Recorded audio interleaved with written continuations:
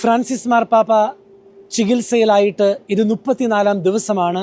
Gemelli ആശുപത്രിയിൽ അദ്ദേഹത്തിന് നൽകിക്കൊണ്ടിരിക്കുന്ന ഓക്സിജൻ തെറാപ്പിയും നോൺ ഇൻവേസീവ് മെക്കാനിക്കൽ വെന്റിലേഷൻ തെറാപ്പിയും കൊടുത്തുകൊണ്ടിരിക്കുമ്പോഴും കാര്യമായ പുരോഗതി ഫ്രാൻസിസ് മാർപ്പാപ്പയുടെ ആരോഗ്യത്തിലുണ്ട് എന്നാണ് മെഡിക്കൽ ബുള്ളറ്റിൻ വ്യക്തമാക്കുന്നത്.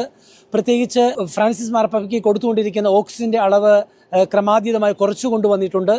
മാത്രമല്ല സ്വന്തമായിട്ട് ഫ്രാൻസിസ് മാർപ്പാപ്പയ്ക്ക് മെഷീന്റെ സഹായമില്ലാതെ ശ്വസിക്കാൻ സാധിക്കുന്നുണ്ട് എന്നുള്ളത് തികച്ചും ആശ്വാസകരമായ പ്രതീക്ഷ നൽകുന്ന ഒരു വാർത്ത തന്നെയാണ്.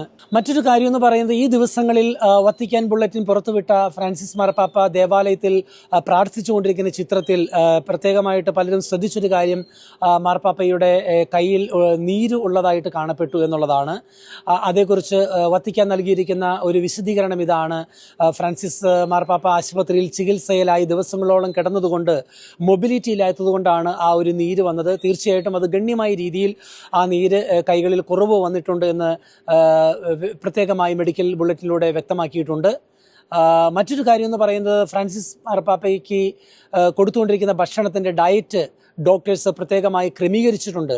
അതിൽ ഒരു കാര്യം എടുത്തു പറയാവുന്നത്, ഫ്രാൻസിസ് പാപ്പ സോളിഡ് ആയിട്ടുള്ള ഫുഡും കഴിച്ചു തുടങ്ങിയിട്ടുണ്ട് എന്നുള്ളത് തികച്ചും ആശ്വാസകരമായ ഒരു വാർത്ത തന്നെയാണ്. ഏറ്റവും സുപ്രധാനമായ മറ്റൊരു കാര്യം അറിയുവാൻ സാധിച്ചത്, ജെമല്ലി ആസ്പത്രിയിലെ 10-ാം നമ്പർ പേപ്പൽ സ്യൂട്ടിൽ ചികിത്സയിലായിരിക്കുന്ന ഫ്രാൻസിസ് മാർപ്പാപ്പ ഇതിനിടയിൽ സ്വന്തമായി നടക്കാൻ ശ്രമിച്ചിട്ടുണ്ട് എന്നുള്ളതാണ് മനസ്സിലാക്കാൻ കഴിയുന്നത്. മാത്രമല്ല, അങ്ങനെ നടക്കുന്നതിനിടയിൽ ആസ്പത്രിയിൽ കണ്ടുമുട്ടിയ രോഗികളെ അദ്ദേഹം ആശീർവദിക്കുകയും ചെയ്തു എന്ന് മനസ്സിലാക്കാൻ കഴിഞ്ഞിട്ടുണ്ട്.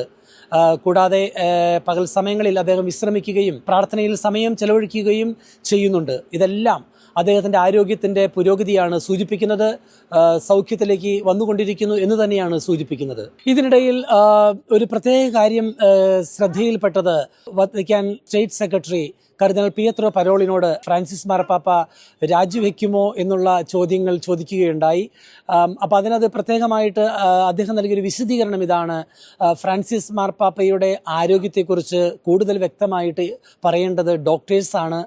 മാത്രമല്ല, അദ്ദേഹം ഒരു കാര്യം സൂചിപ്പിച്ചു, പല തവണയായിട്ട് ഫ്രാൻസിസ് പാപ്പയെ ആശുപത്രിയിൽ ചെന്ന് കർദിനാൾ പിയത്രോ പരോളിൻ സന്ദർശിക്കുകയുണ്ടായി. അദ്ദേഹം പറയുക, ഏറ്റവും അടുത്ത കാലത്ത് മാർപ്പാപ്പയെ കണ്ടപ്പോൾ അദ്ദേഹത്തിൻ്റെ ആരോഗ്യനിലയിൽ ഗണ്യമായൊരു പുരോഗതി ഉണ്ടായിട്ടുണ്ട്.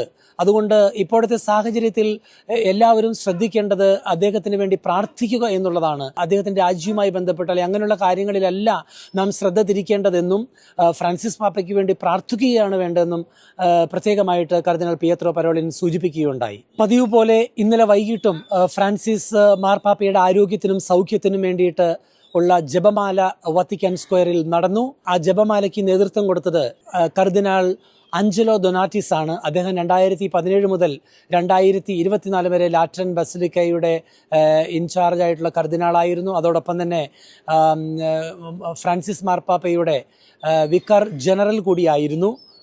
ഇപ്പോൾ അദ്ദേഹം മേജർ പെനിറ്റൻഷ്യറി ആയിട്ട് ശുശ്രൂഷകൾ നിർവഹിക്കുന്നു. അദ്ദേഹത്തോട് ചേർന്ന് കർദിനാൾമാരും ബിഷപ്സും മറ്റ് വൈദികരും സന്യസ്തരും അൽമായരുമെല്ലാം ഇന്നലെ തണുപ്പിനെ അവഗണിച്ചുകൊണ്ട് തന്നെ വത്തിക്കാൻ സ്ക്വയറിൽ ഒന്നിച്ചുകൂടുകയും പരിശുദ്ധ പിതാവിൻ്റെ ആരോഗ്യത്തിന് വേണ്ടി പ്രാർത്ഥിക്കുകയും ചെയ്തു. ഏതായാലും നമുക്ക് ഈ ദിവസങ്ങളിൽ ലഭിക്കുന്ന ശുഭകരമായ വാർത്ത നമ്മുടെ പ്രാർത്ഥനകൾക്ക് ദൈവം നൽകുന്ന പ്രതിഫലമായി തന്നെ നമുക്ക് കാണാം.